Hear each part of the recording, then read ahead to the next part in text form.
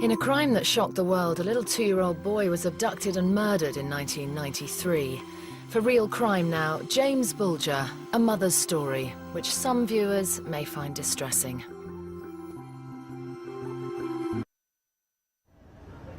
Happy birthday to you. Happy birthday. This is Denise. Her son, James Bulger, should be celebrating his 18th birthday this year.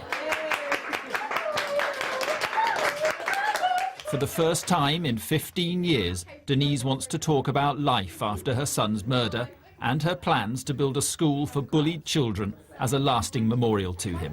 I think James has wanted me to do this. You know, his life was taken before he even started school.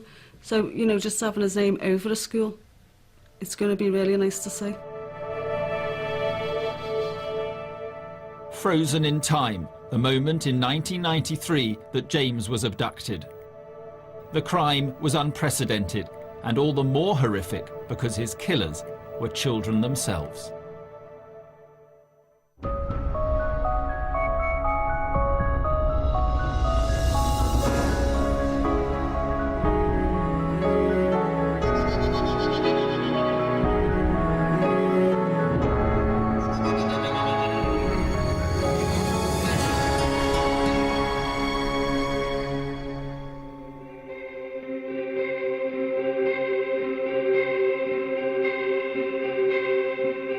On Friday, February the 12th, 1993, Denise took James on a shopping trip to the Strand Centre in Bootle, Merseyside. At 3:30 p.m, they went into a butcher's shop. While Denise was paying, James wandered outside. It was only a few seconds before Denise noticed, but it was too late. James was gone. When security staff couldn't find him, they contacted the police. Mandy Waller, a young WPC, was sent to the shopping centre. The call would change her life. I was the first on the scene and the first to speak to Denise about James going missing. It was quite hard to get any details off her because she was so upset about him and sort of saying that, you know, he wouldn't have wandered off, he wouldn't have done this. He'd already been missing more or less half an hour, and we conducted a search of the Strand ourselves as well. It wasn't long before local journalists became aware of the disappearance. Just on my routine police calls, I heard that a little boy had gone missing from the Strand shopping centre in Bootle. And I heard that probably about 5 o'clock, maybe slightly after. And it was a bit of a toss-up, really, whether it would even make a story at that point. Because it was the sort of thing you normally expect it to be resolved quite happily within an hour or two. I think initially, like any parent, you thought, well, he's probably gone somewhere inside the store. He may have gone inside a cupboard or under a counter, or got somewhere where he couldn't, get out of. That was the initial thought. But those early hopes faded. At 5:30 p.m, the Strand closed and James was still missing. Police then launched a major search operation across Bootle. We had patrol cars on the street with loudspeakers, members of the family had come down and really widening the search. But by the time it came to, bedtime on the Friday night and there was no sign of him, that's when then the really serious concerns started to come in. At the shopping centre, police and security guards began searching through the day's CCTV recordings. There are 16 cameras placed throughout the precinct, and it's on a time-lapse system. So you get so many seconds on one camera, so many seconds on another.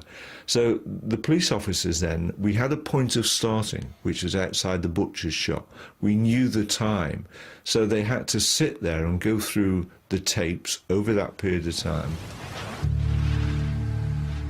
In the middle of the night, officers identified the first frame of James leaving the butcher's at 3:39 p.m.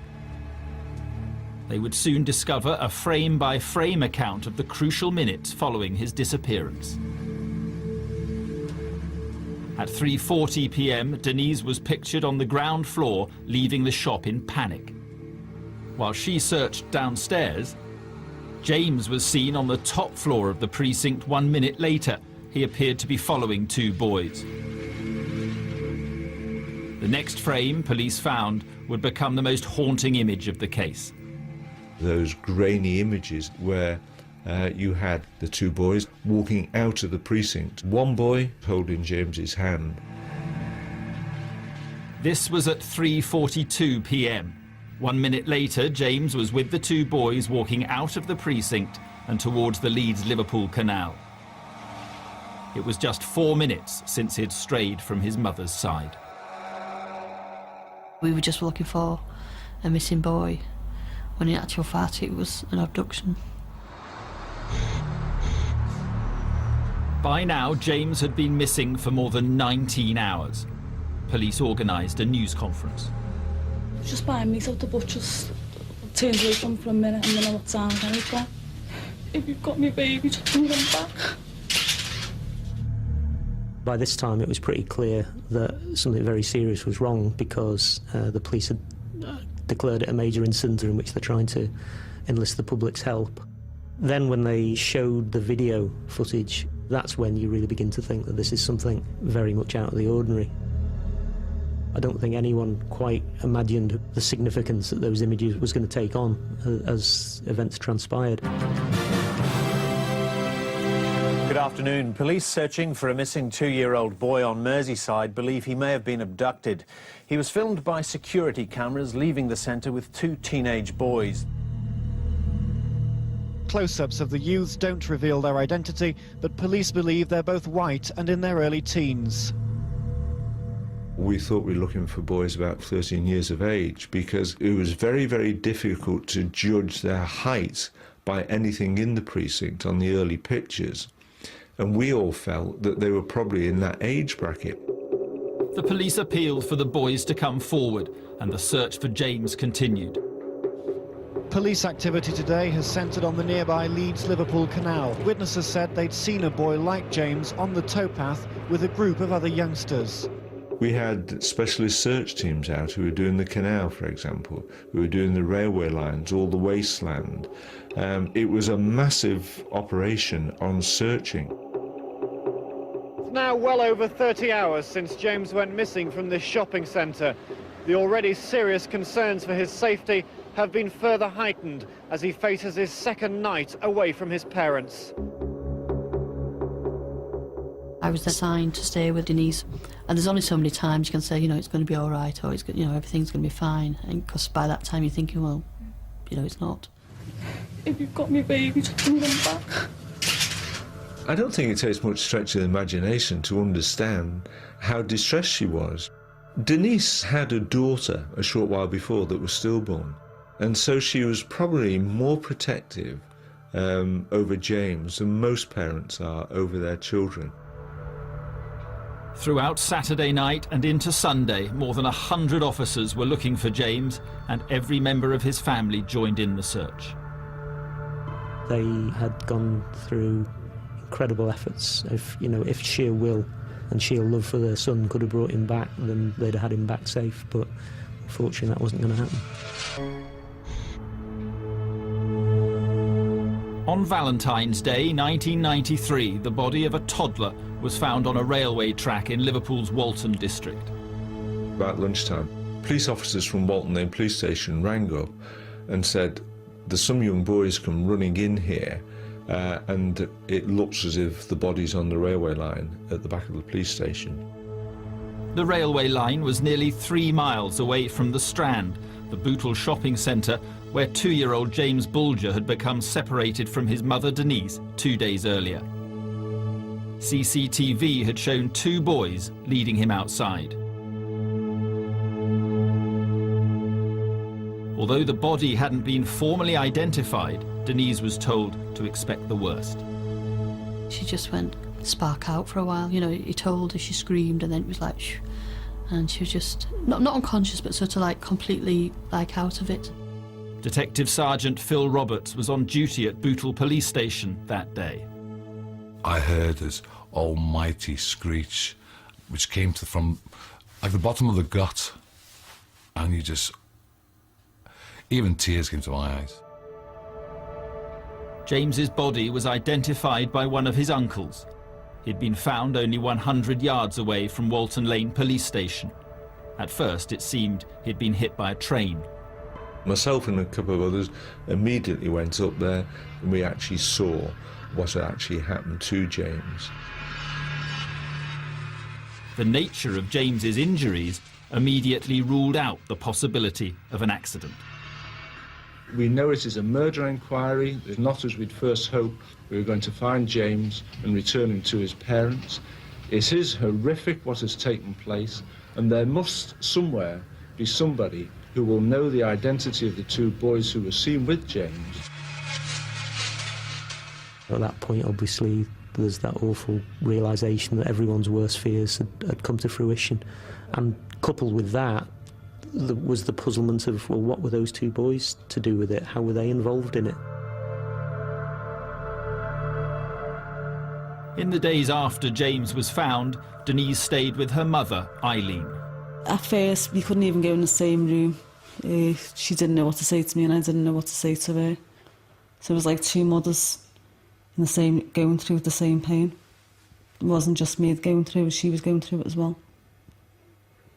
I think I just took each day as it come and took anything that was thrown at me. Basically, I didn't know what was going to happen.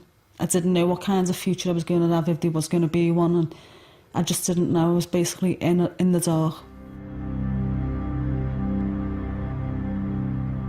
At Bootle police station, the investigating team was in shock. It was a horrendous murder. I know what happened, and sometimes it's best not to know what exactly happened. After James's body had been found, because I could see the effect it was having on the staff, I made my mind up that I wasn't going to tell them all the details of what happened to James. The coroner, Roy Barter, said it was the most dreadful and shocking case he'd dealt with in 25 years. In Liverpool, a horrified community began to grieve. A gesture of the city's outrage, which started as a handful of flowers, has now become a symbolic memorial. Among the many messages, one which sums up the question on most minds here: why? But Denise was unaware of the attention surrounding her son's death. She sort of divorced herself from the whole thing for a while. She was always sort of talking about James and saying, you know, what he was like, how what sort of character he was and everything. He was just very cheeky. I mean, he had a very good sense of humour, a little character, always laughing. He was the most lovable, happy-going kid.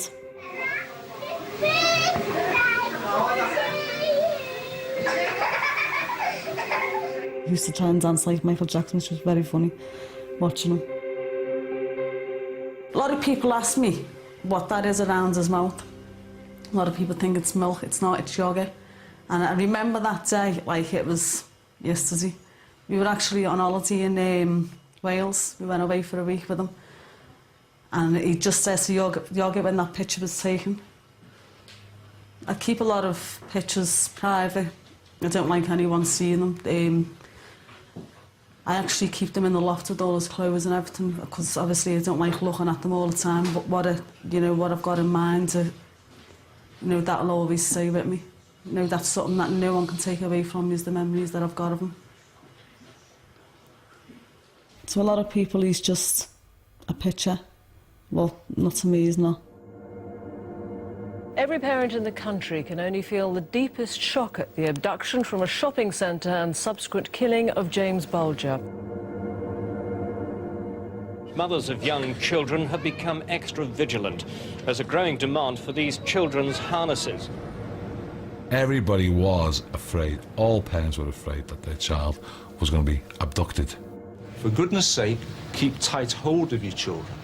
Poor James only went missing from his mother for a matter of seconds, and he'd gone and disappeared. The only lead the police had was the grainy CCTV footage of James's abduction. As I've stressed, we've got an open mind on these two boys. All we know for certain is they were with James. Detectives are desperate to speak to the two youths who were seen by the video cameras.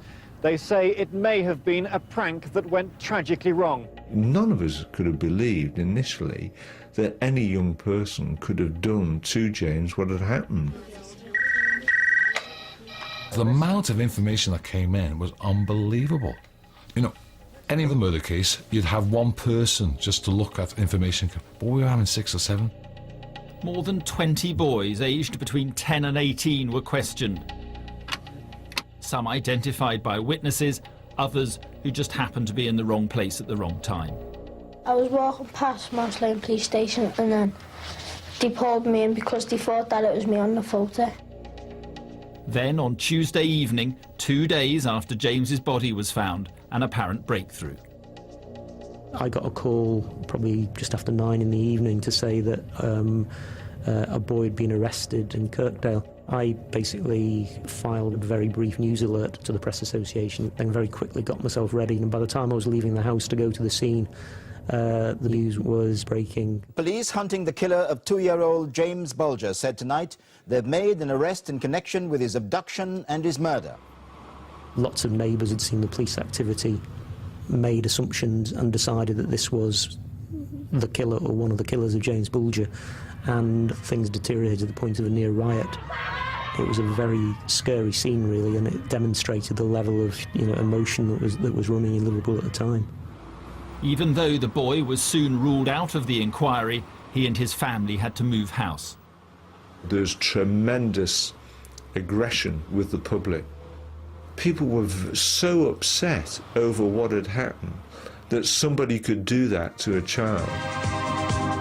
The requests for information continued, and on Thursday evening the BBC's Crime Watch also launched an appeal. It was the first time the programme had featured a crime in the same week that it was committed. Good evening. Tonight we start with new details that have just become available on the case that's been uppermost in all our minds this week, the murder of 2-year-old James Bulger on Merseyside. The programme showed new images of the boys, enhanced by experts at the Ministry of Defence. These stills may look a little bit fuzzy, but they're a huge improvement on the originals. But as these images were broadcast, police were already holding 2 suspects back in Liverpool. They'd been arrested after a tip-off the previous evening. A lady who'd been away saw the news, saw the images we put out, and she said, "I think I know who that is." She said, "They're always away from school, they're always into mischief." And we then thought, well, we've got to go and get them.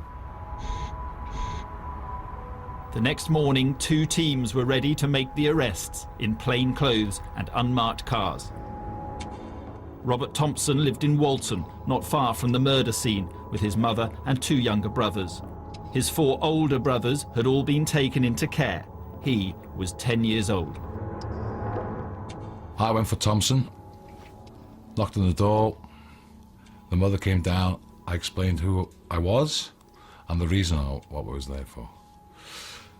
I didn't see Thompson at that time. He was still upstairs. I spoke to his young brother, who was about 7 years of age, and he'd said that he knew about the murder, so much so that himself and Thompson had gone down to the scene of where the murder had happened with a bunch of flowers. At that time, you thought to yourself, no, he can't be one of the boys that's responsible. The other boy was John Venables. His parents divorced when he was 3 and shared custody of him, his brother and sister. Teachers described him as an attention seeker. He was also 10 years old. The door was answered by Mrs. Venables, and she called to John, and he came to the top of the stairs. I was quite shocked to see the age and the size of him. Both suspects were taken to separate police stations, away from the media. Detective Superintendent Kirby travelled to London for the Crime Watch appeal, thinking that the boys they had in custody were too young to be responsible for murder.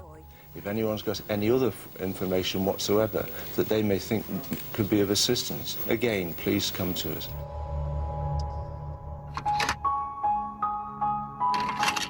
The arresting officers started the interviews late on Thursday afternoon. It was the first time any of them had interviewed murder suspects who were so young. There was no other precedent for it, so we literally had to, set our own precedent and deal with them in that way. This is an important interview. You're going to the Crown Court with it, whatever happens. If you make a mistake here, something could go terribly wrong. I couldn't be aggressive with him. everything had to be sort of nice and easy, softly. You have to shut off your own feelings. The police interviews were recorded, but a court injunction now prevents them from being broadcast to protect their identities. The first part of the interviews was you had to go through a process to make sure that they knew the implications of telling lies and telling the truth. The officers asked questions to establish whether each boy could tell fact from fiction. I said, what if I told you that Everton won 9-0 on Saturday? And he said, no, they didn't. That was a lie. So you have to also prove the fact that they knew what was right and what's wrong. To establish whether Thompson could tell right from wrong, Detective Sergeant Roberts asked him another question. Was it right or wrong that baby James should have been killed? It was wrong, Thompson replied. Once I proved that, I could sort of kick off the interview. In the first interview with Venables, officers asked him where he'd been on the day James was abducted. Initially, he admitted that he had been in the Bootle New Strand on that day, and in the end, he actually admitted to seeing James. In Thompson's second interview, he also admitted being in the Strand. He finally said he saw James Bulger, but where he did slip up was the fact that he described the clothes he was wearing in detail. And for a young child of 10 years of age to remember that much of what a child was wearing, he must have been in his company for a long, long time. In my view, the key breakthrough was when John Venables asked if he could get fingerprints off skin. On his arrival at the police station, he'd given his fingerprints. It was obviously playing on his mind as the questions were progressing through the interviews. When a child asks you that, there's something to it, and you're only asking for one reason. Thompson eventually confessed that he and Venables had taken James from the shopping centre. When it came to talking about James, he'd shuffle his legs, he'd start crying, but no tears. He knew what was right from wrong, because every time he got anxious, his feet would start going. So he knew he was lying. It was a great giveaway. By Friday lunchtime, Thompson had admitted taking James to the railway line, where he said Venables had thrown paint at him. Officers asked Thompson what James had said to them. He mimicked what James said, saying that he wanted his mum. And he actually says, I want my mum, and actually gave a sort of a voice like a 3-year-old boy. Now that was eerie. At 12:56 p.m, officers ended another interview with John Venables. Alone with his parents, he then broke down and confessed to being involved in the murder. Police were listening in. He actually admitted being at the scene of where James had died, but all the time he was not the person responsible. He was always laying the blame with Robert Thompson. In the interview, he told us what had happened on the railway line and how James had met his death and what they'd done to try and make it look as though it had been an accident. To actually sit there and listen to what such a young child could get himself involved in to that degree is just frightening. Something to stick in your mind forever. Robert Thompson still refused to admit to his own involvement in James's death. He blamed everything on Venables. I just knew he was the main instigator of the whole thing. There was no remorse. Absolutely no remorse. Definitely not. I won't be ever convinced that he had any remorse. Despite their differing stories, the police were now confident they had sufficient evidence against both suspects. 6:40 p.m. today, Saturday the 20th of February 1993, two 10-year-old boys from the Walton area have been charged with the abduction and murder of James Bulger.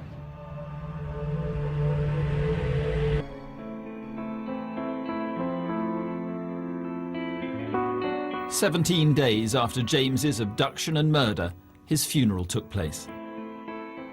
We wish that we could turn the clock back 2.5 weeks. We wish so much that we could bring James back to you both and to all of us. It was a terrible day, it really was. I think it was the coldest day that winter, and it was so bleak, which actually kind of felt right because it just fitted the mood of the moment, you know, nationally and locally and in that church.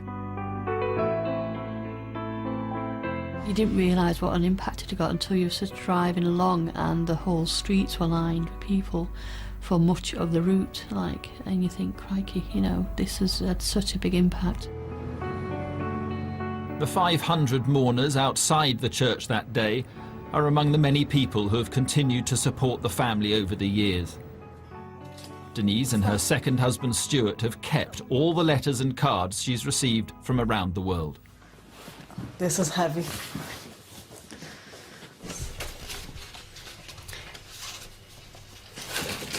Just going through to the bottom of this box, there's just absolutely tons in one box here. This is just one of 7 boxes, and we've got how many sacks up there? There's another 10 boxes in the lot. Oh, 10 boxes. There's another 5 sacks. 5 sacks. Postal sacks. 18th of November 1993. South Africa. You still get letters to this day from people that I don't know saying that they remember James, which I think's really lovely. But some of them wasn't even, you know, James Bulger's mum, and that was it on the envelope. Or the parents of James Bulger, and they were getting here. Sarah Ferguson, she wrote to me. Now, I even remember what she put in her letter. She was saying she was putting her girls to bed one night, and she thought of James, and you know, thought, no, I should have been putting my child to bed when she was putting her 2 girls to bed. She just had to write to me. She said she was crying, and she just had to write to me and send support and sympathy to me, and I think it was lovely for us to do. And, you know, no one could get over just how many people were writing to me and how many people thought of James. And there was people saying that they were crying when it happened, and you can't imagine that, can you? And just by looking at that little box there, which carries so many letters, there's more good people in the world than what there is bad. And I've always said that.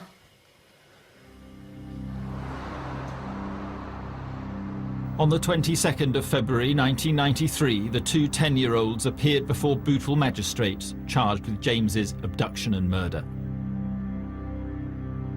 A crowd of 300 gathered outside, and as the police vans left the court, a riot broke out.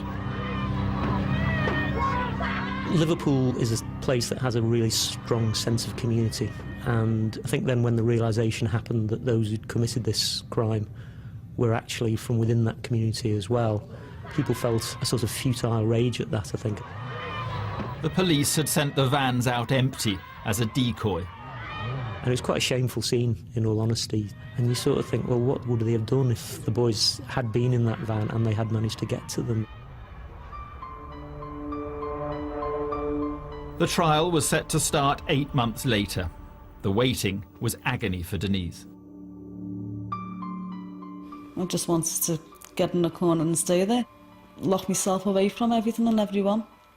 But, you know, I couldn't have done that. If anyone was going to fight for James, it had to be me, didn't it? I still find it hard to talk about. At the end of the day, I shouldn't be sitting here talking about him like this. I should be talking to him. The trial took place in Preston, 40 miles away from the tensions in Liverpool. By this time, Denise and her then-husband Ralph had announced they were expecting another baby. Denise chose not to attend court. She just couldn't face seeing them every time. She just didn't want to sit in the same courtroom as them, as the 2 boys. And I think there's still parts of the case that she wasn't aware of, so she didn't want to hear him in court. And she didn't want to be under the public scrutiny while having been told those details. The first time I saw the boys, I don't really know what I'd been expecting or what I thought I was going to see. But I think the thing that struck me more than anything else was, God, they're just 2 ordinary little 10-year-old kids. They didn't look in any way deranged or capable of terrible violence. They were kids. As well as pleading not guilty to James's abduction and murder, they denied a third charge, the attempted abduction of another boy in the same shopping centre earlier that day. I think what people generally aren't aware of is the fact that at 12:30, a lady who had 2 children, a boy and girl, she saw Thompson Venables and overheard Thompson say, "We'll take one of these."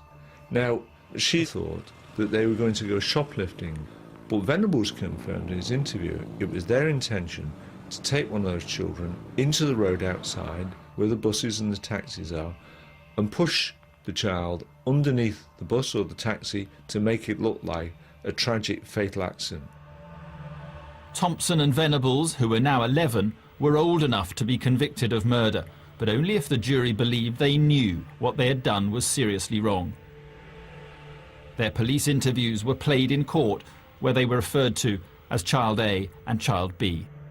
In the interviews, A describes an attack on James Bulger, admits being present, but blames B for it and says, "I never touched the baby." They were trying to be crafty and trying to get out of it and try and talk the way out of it in the way that a child would try to talk the way out of any kind of trouble, really. Hearing that kind of behaviour associated with something as grave as this was a very strange experience, it really was. 37 witnesses were called. Each had seen James with Thompson and Venables at different points of their journey to the railway line.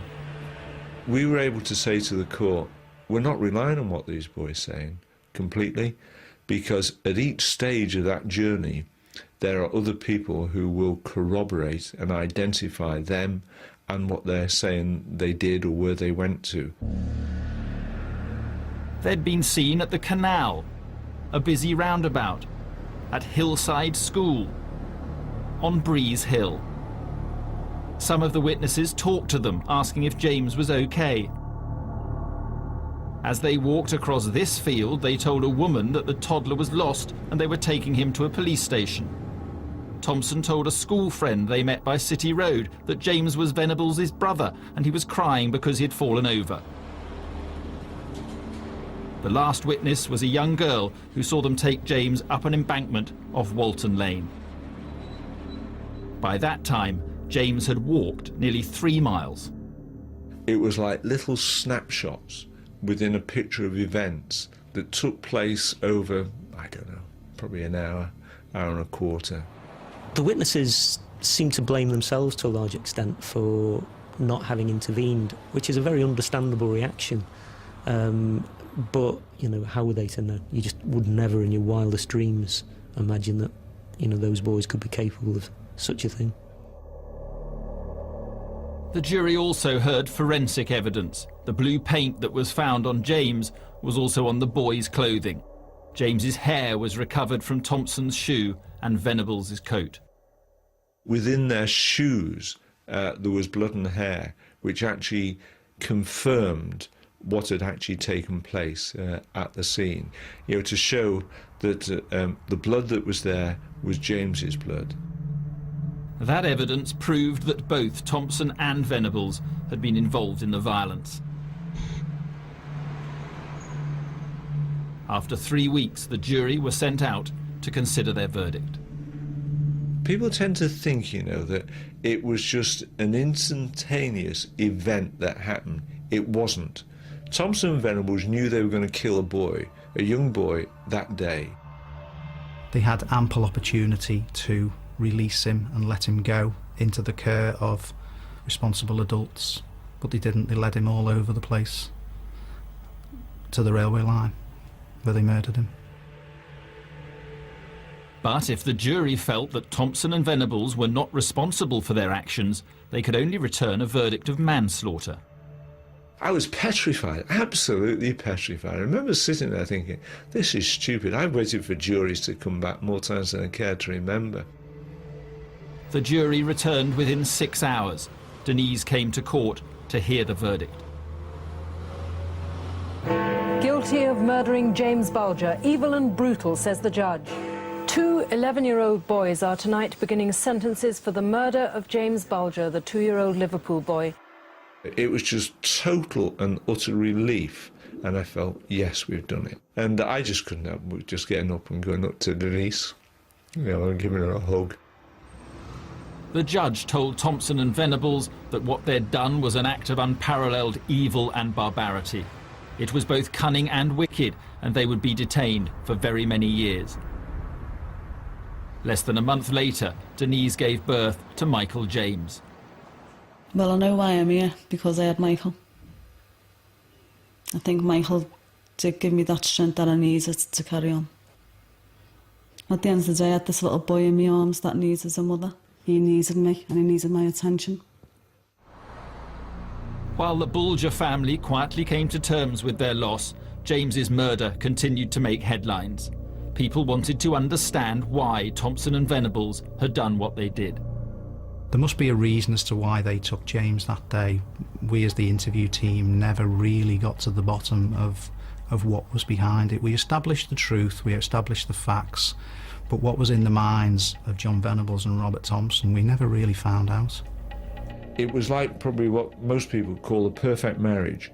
Slightly different personalities, but brought together, lethal. And that's what they had that day. I think the case left me with a different view of children and childhood and what children are capable of, and made me realise that there is the possibility for great darkness in young children that you just perhaps don't really like to think is there.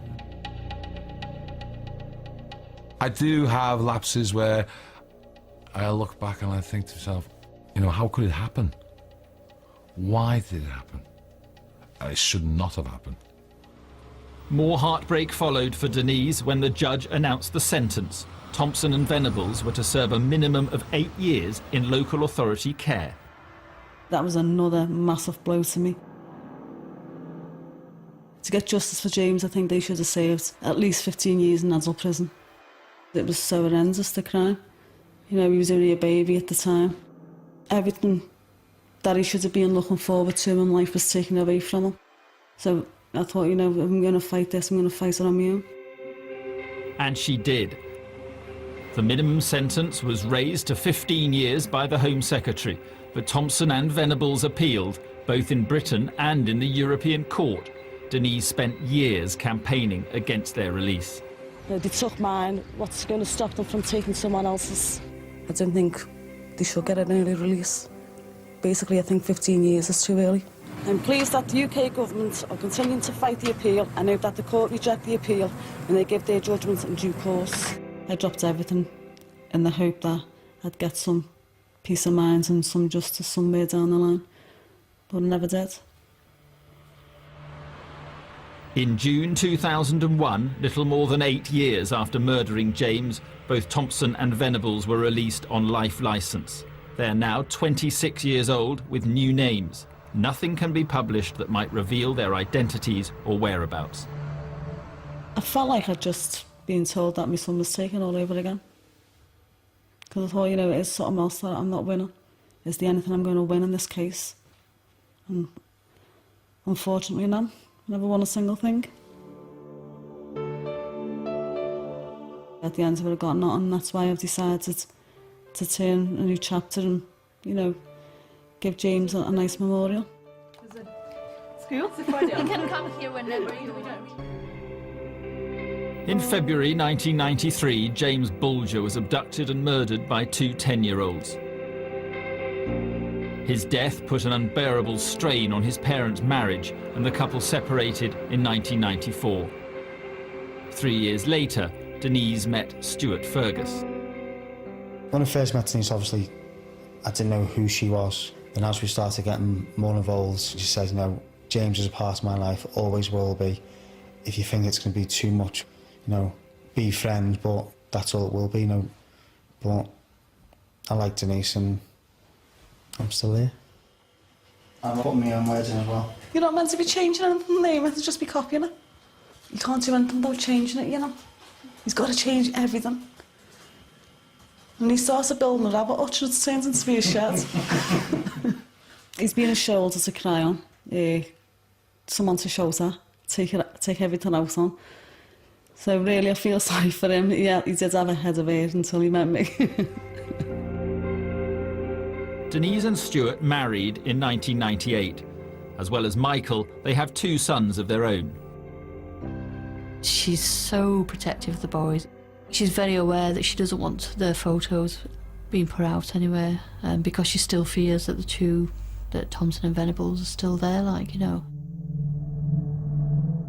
No one could understand how I feel.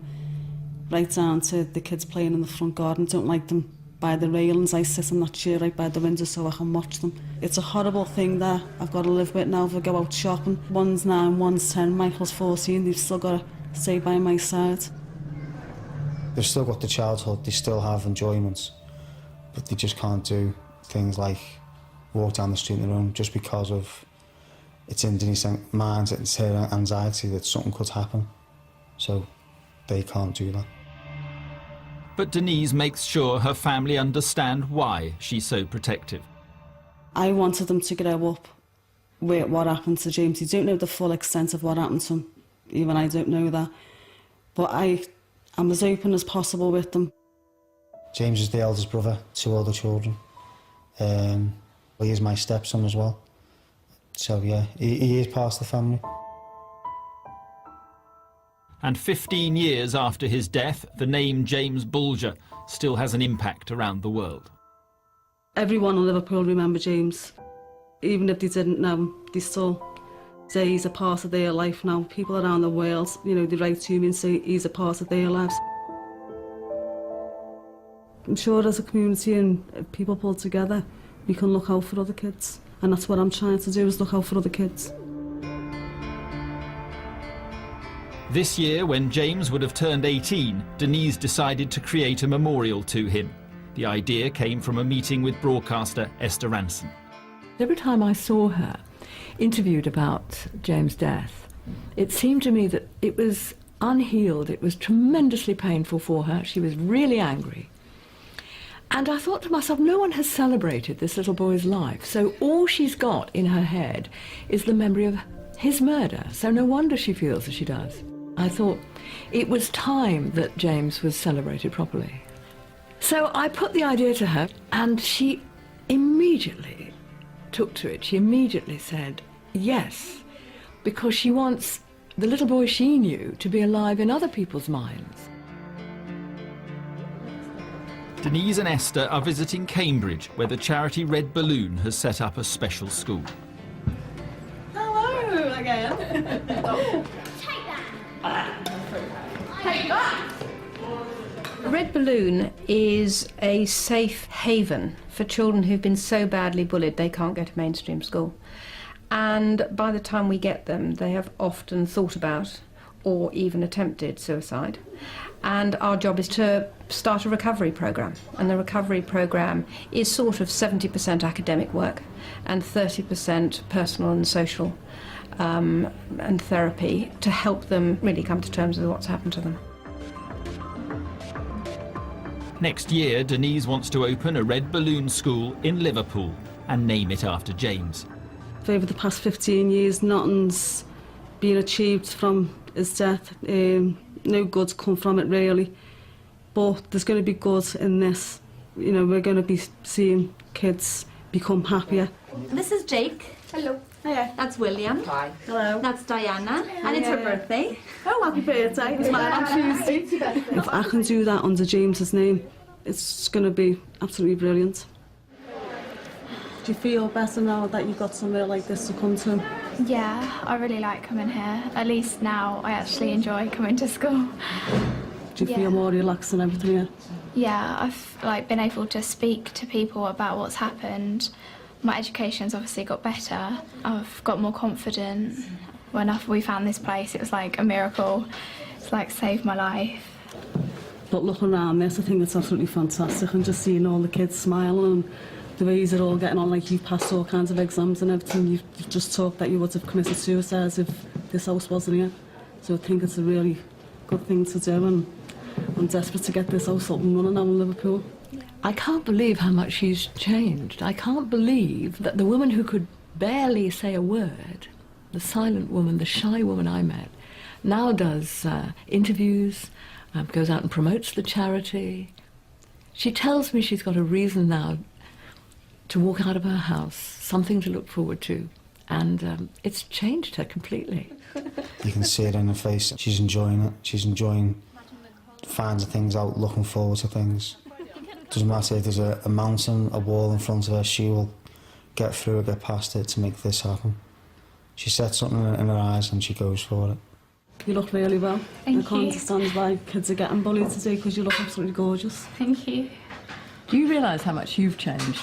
I feel a lot different. I just feel, you know, I've got something to go for now, and what I'm looking forward to is being able to pick myself up and say, today I'm going to visit the home, see how the kids are getting on in there, and, you know, see what's happening in there. And that day I can't wait for. Happy birthday. I feel more positive, I feel a lot stronger. I've come a long way and I'm going to turn a new corner now, and I just want to make sure that kids get the best of everything.